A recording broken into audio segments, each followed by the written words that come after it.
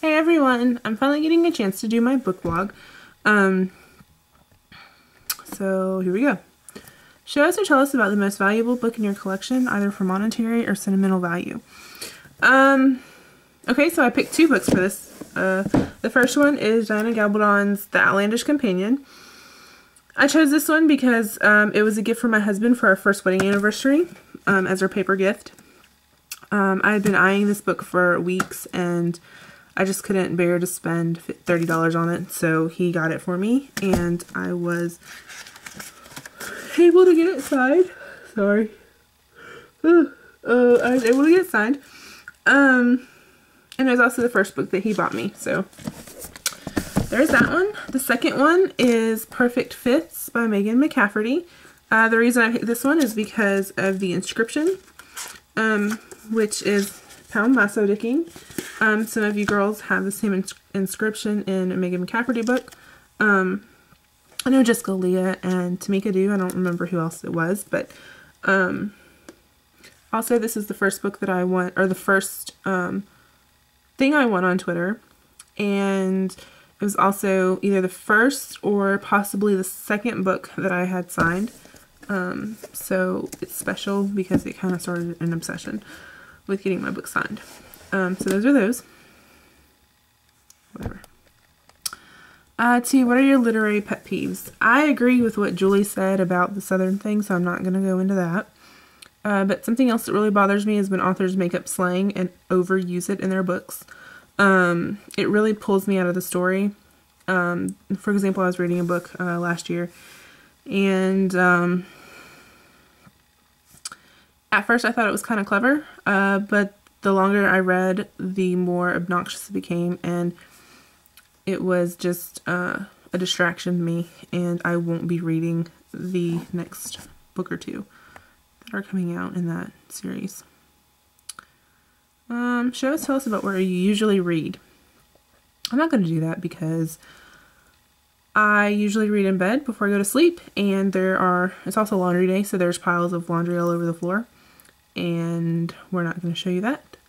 I also read at work, and I'm not going to work just to show you where I work. So I do sometimes read in the recliner that's in our living room. There's a window right next to the chair, so there's some natural light that comes in. Natural light that comes in. So that's nice. Give up a literary confession, something you do that would drive other readers nuts. I don't think I do anything that would drive people crazy. I don't dog-ear my pages. I don't highlight or write in my books. Pretty anal about how I keep my books and stuff, and I want them to last a long time.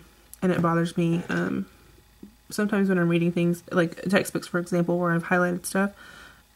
For some reason, it just, I don't know, it doesn't stand out as much to me as if I didn't do it, so. What book genre is your guilty pleasure? I don't really have a guilty pleasure. I enjoy everything that I read. I have gotten some comments about reading young adult books. I've gotten people kind of look at me like, why are you reading that? But who cares?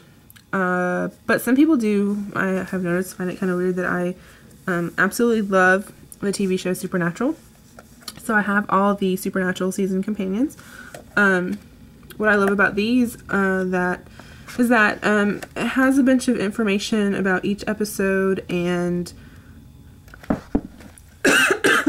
excuse me, it has a bunch of information about each episode and just kind of like behind the scenes stuff. And it's pretty cool to see how, they got the idea for what they were doing, and everything.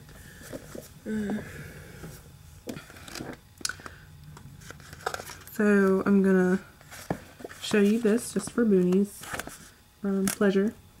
So yeah, I still need to go to her house, and we still need to have a Supernatural marathon. I also buy the magazines, and I will take these to work with me and read them. And I'm lucky that one of my coworkers loves the show too, so we talk about that every Saturday after the new episodes air. Okay, 7. Describe your biggest fangirl moment relating to books. probably when I met Diana Gabaldon. I was shaking before I met her. I word vomited all over her, but she was still very sweet. She talked to me. She didn't look at me like I was crazy. And she is hilarious. I can't sing her praises enough. I would love to get a chance to see her again, and hopefully she'll be at Decatur this year, and I'll get to do that. Okay. Number 8, what book have you reread the most times? That would be The Outsiders. I got this copy when I was in the 6th grade, and a girl had come to class and she started telling me about it, and I thought it sounded interesting. She lent me her copy, and before I even finished reading it, I went out and this is the one I bought because I had to have a copy of my own. I've reread it quite a few times over the years, and I probably will continue to do so in the future. Okay, so number 9, how many books do I own? Last I counted was sometime over the summer when I tried doing an Excel spreadsheet. My goal is to keep it updated, but I haven't done that. And at the time, I probably had about 250 books or so. Now I have surpassed 300. Especially with that little shelf behind me. Those are all of my Sweet Valley High books. They go too deep, and those I've had since I was in middle/elementary school. Somewhere in there is when I got them. Should I tell us about how your books are organized? I'll skip that one for now and do that at the end. 11, do you lend your books to friends? And if you do, how do you make sure you get them back? I do sometimes. If I trust you, I will lend you my books. If I don't get my books back from you, I won't lend you stuff ever again, because this is where the only child syndrome kind of comes in, I think. I figure most of the books I have, I buy new. Up until last year, we did not have a used bookstore in our area. And the one that we did have was more like expensive, out of my budget kind of books. So, I buy most of my books on Amazon and Books A Million, and occasionally I'll go to Little Professor and buy some from them. But I figure if I spend good money on my books, that I should get them back. I would do the same for you, and I would expect the same in return. Okay, so real quick, I will show you my bookshelves. So obviously that one has all my Sweet Valley books that are too deep. Over that bookshelf has on the bottom, it's got textbooks, yearbooks, binders, stuff like that.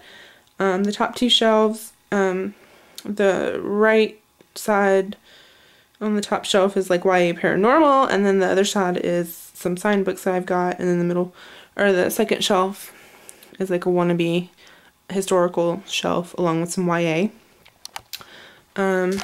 This one, bottom 2 shelves are mostly adult fiction with some YA interspersed in there because I couldn't fit them in elsewhere. And some classics. That shelf is my YA shelf. These 2 shelves are all my signed books. The bottom signed book shelf is probably has some of my favorite books that I've read that are signed.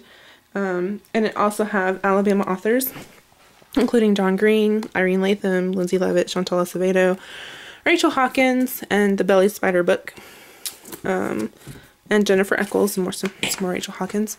And then the middle shelf is, I have my Harry Potter box set along with my Hunger Games set, some bookmarks, some Harry Potter trinkets, which includes a Lego Whomping Willow.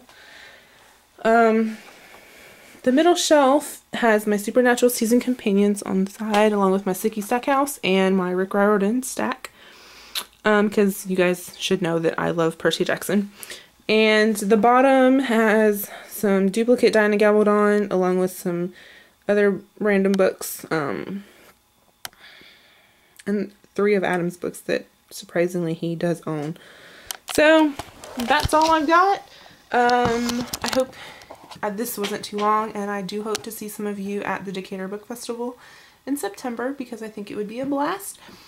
Hopefully if this whole Orlando thing happens, I'll be able to go. If not, I hope you'll be able to come and see me in September. So have a good one, and I'll talk to you guys later. Bye.